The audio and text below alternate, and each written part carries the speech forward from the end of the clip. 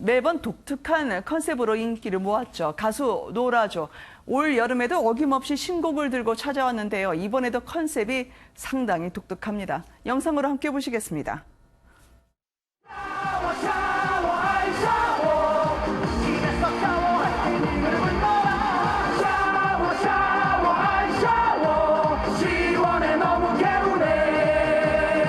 샤워의 어떤 이런 느낌들을 그냥 일반적인 일차원적인 표현이 아니라 뭔가 여러분들이 보셨을 때 와, 저렇게 샤워를 또 표현할 수 있구나라는 느낌을 샤워하기 싫어할 때 엄마가 아 이거 노라조 노래 들으면서 아 노래하면서 목욕할까 이러면은 아 좋아 하면서 이게 같이 샤워 이렇게 할 수 있게. 사이다에 이어서 이번엔 샤워입니다. 이 어떻게 해석을 해야 될까요, 안 기자님? 노라조는 그 팀명 그대로입니다. 노라조. 정말 함께 놀자 그런 의미인데요. 그전에도 보면은요, 굉장히 독특한 가사와 컨셉으로 인기를 모았었거든요. 이번에 그 샤워 같은 경우는요, 깨끗한 몸에 깨끗한 정신이 깃든다. 나름 굉장히 철학적인 메시지를 담고 있는데 지금 잠깐 영상에서 보셨다시피 멜로디도 쉽고 가사도 쉽습니다. 한동안은 이렇게 좀 재미있는 여름을 겨냥한 그룹들이 인기를 모았는데 최근에는 예쁘고 멋지기만 한 아이돌 가수 일색이었거든요. 이런 분위기에 반기를 들고요. 남녀노소 누구나 편하게 즐길 수 있는 컨셉이라는 측면에서 노라조의 복귀를 많은 이들이 반기고 있습니다. 이분들은 샤워에도 철학을 담네요. 이 때밀이 수건으로 목욕의 신 강림을 보여주는 것 같습니다.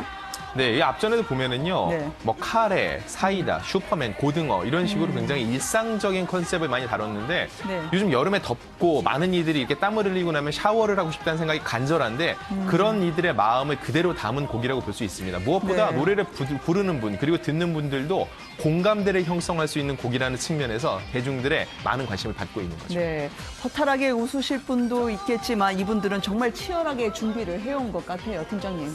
네, 사전 컨셉을 많이 준비한 그런 그룹이라고 할 수 있습니다. 2005년에 데뷔한 이후에 지금까지 14년 동안 가요계 아주 독특한 컨셉으로 지금까지도 계속해서 인기를 누리는 비결인데요. 특히 원조 리더죠, 조빈. 뭐 원음은 나중에 도중에 합류했지만 조빈이 이제 원조 리더인데요. 노라조예요. 조빈은 사실 굉장히 유머 감각이 센스가 있어서 악플에도 실제로도 뭐 본인이 프로 댓글러라고 불릴 정도로 그 악플에 대한 댓글도 굉장히 센스 있게 달아서 기분 나쁘게 댓글을 달았다가도 이 답글을 보고 나서 웃고 마음을 풀고 팬이 되는 사람들이 굉장히 많습니다. 예를 들면 조빈을 보면 토할 것 같다. 그렇게 얘기하면 맞습니다. 우리도 서로 보면 토할 것 같습니다. 이런 식의 어떤 그래서 굉장히 그 자체 컨셉 그 그룹 자체가 코믹하고 파격적이고 굉장히 개그를 소재로 한 그런 뭐 이런 것처럼 실제로도 본인이 멤버들의 이런 유머 감각이 좀 뛰어난 것도 굉장히 특색인 것 같습니다. 그래서 보살 멘탈이라고 불리는군요. 마음만 달리 먹으면 악플도 선플로 보일 수 있다는 그 단단한 마음가짐 말이에요. 그렇죠. 또 연예계에서 이런 분들이 좀 있습니다. 뭐 홍진영 씨라든가 뭐 신지 씨도 그렇고 어쨌든 악플을 많이 달리는 연예인들은 이런 그 노라조의 조빈처럼 그런 그거를 충분히 초월할 수 있는 그런 감각과 그런 여유를 갖고 있으면 오히려 자기 팬을 만드는 수도 있는 것 같습니다. 네, 신지 씨 말씀을 해주셨는데 지금 국민송으로 제2의 전성기를 꿈꾸고 있는 코요태의 신지 씨도요.